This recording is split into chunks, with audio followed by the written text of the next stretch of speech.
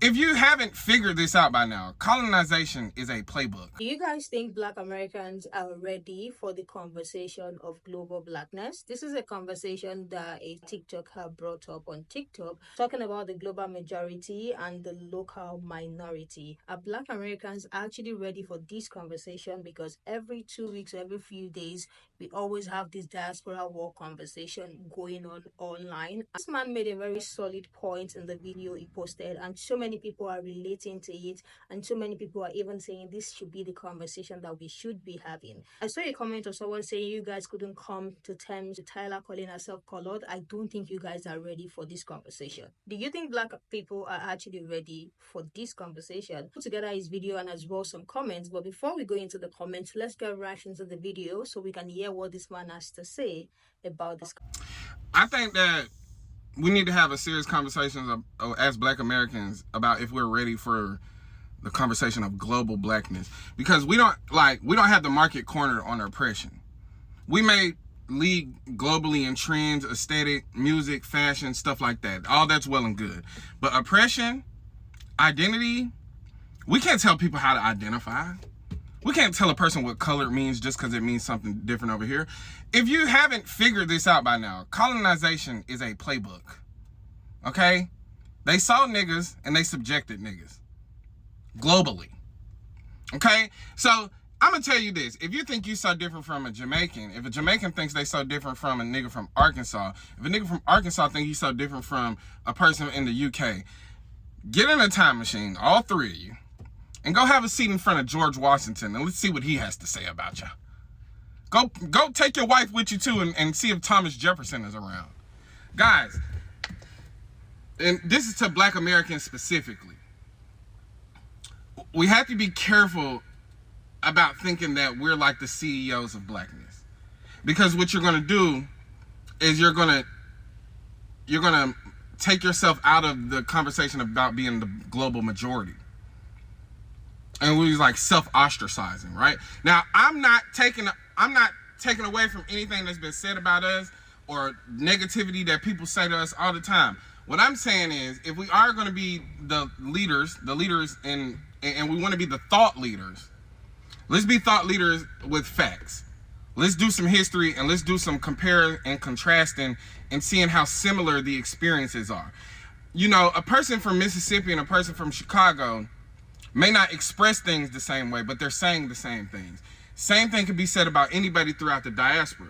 And, you know, we don't need to be cornering the market on like cultural expressions. Because when you really think about it, all of these aesthetics, cultural expression, slang, ways of talking are existent amongst Black people globally. The way that they exist in differences amongst Black people nationally. We may express ourselves in different ways. We may use different accents. We may have different ways of expressing ourselves in fashion, but it comes from the same tree. And when we start looking at ourselves as the global majority, which is what colonizers don't want, because that's the thing. We may be 12%, 12 to 13% in this country, but start having a conversation about what you look like globally. Start breaking those numbers down. Start looking at that percentage.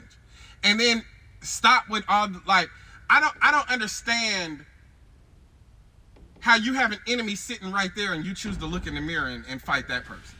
You're fighting the mirror. And every time you choose to fix your eyes on your enemy, he's like, look back in the mirror. Look at yourself. Hate yourself. Hate people that look like you. Talk about insignificant differences that don't really mean a fucking hill of beans. Let's talk about culinary dishes and where they started and who started it. Let's talk about Nike Techs and who popularized that. And let's not talk about the reason why you live in the UK. What was your family trying to get away from? Let's talk about why you're in Jamaica in the first place. I don't like this conversation that is perpetual. Like, why don't we ever have some, what is the fear? Is the fear being a victim? Is it easier to fight with Black people because you don't feel like a victim when you talk to Black people?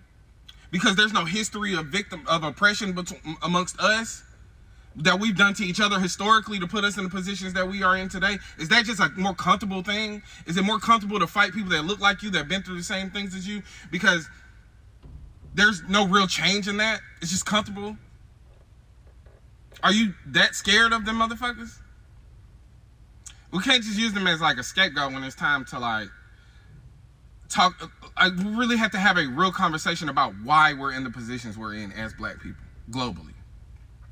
What colonization is, what the playbook is, and how it's warped the minds of black people. How does a light-skinned person feel like a victim? And why does the idea of them being light-skinned exist in the first place?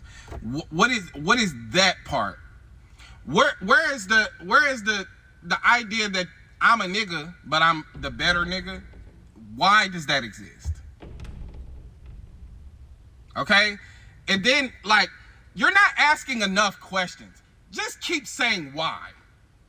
That's how you get to the root of things. That's how children learn. Okay? Children will ask why, because they really want to understand. And if you keep asking why, you're going to get to the bottom of things. Stop with the who, the what, and the when, and start asking why. And read a book. What do you guys think about what he said? Do you think Black Americans are ready for this conversation? There is a comment here, the very first one referring to the Tyler issue. This person said you aren't, because you all can't even grasp the Tyler issue. If you don't know what the Tyler issue is, there was it a comment or a place where Tyler said she's colored, and these people literally dragged her saying, "You're black, sister. There's no difference between you and me. You're literally black," like denying that you're black is not making sense. And she has tried on several occasions to actually explain what she meant by being colored and how that came about. And she even said in the last interview that she's not going to be addressing that ever again, that she's finally laying it to rest. Another person said, "My hairdresser told me that I should only call myself black and not Nigerian. She said it hurt her feelings if I call myself Nigerian. I told her, sorry, I was born in Nigeria. I am black and Nigerian." How does calling yourself a Nigerian even becomes a problem? Like, that is where the issue is, and this is why people are saying, are you sure they are ready for this conversation? Another person said, "This diaspora wars really is the biggest pet peeve I can have, because we are dead as fighting a mirror in English at that." And that is the same thing the creator said, like, look at yourself in the mirror. You are fighting yourself. And I love the fact that this person said we are fighting ourselves in the mirror in English at that, because the irony of it all. Another person said, exactly, we weaken ourselves by dividing into cultural fractions and arguing over massive imaginary borders. We need to work together. I don't think as blacks we are hub and awake to the realization of what we can do if we come together, because I feel like if we are aware of it, we'll not be having this diaspora war. Another person said, this is so true, because I have seen the life of an African born woman, and the same way she was brought up is the same as mine, and it is so similar. This one said, this is precisely the conversations that needs to be unpacked so we can truly move out the global majority that we have. The subconscious imprinting is real and deep.